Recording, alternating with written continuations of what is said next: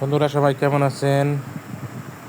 অনেক দিন পরে আসলাম আপনাদের মাঝে। দেখুন, এই J7 প্রাইম ফোনটি আমার কাছে নিয়ে এসেছে এক কাস্টমার। সমস্যা, সে বলতেছে ফোনটা পাওয়ার অন হয় না, কিন্তু আমি দেখলাম যে ফোনটা অনই আছে, কিন্তু ওর ডিসপ্লেতে লাইট আসতেছে না।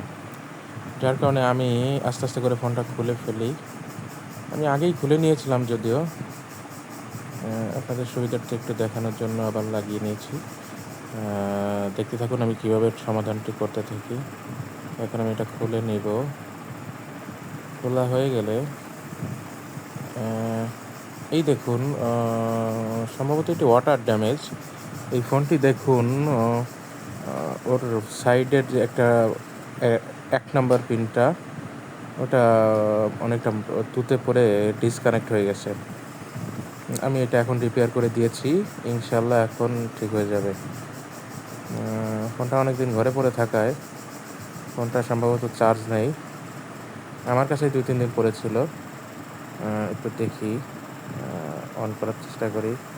এই যে আলহামদুলিল্লাহ হয়ে গেছে এখন। ধন্যবাদ, ভালো থাকবেন সবাই।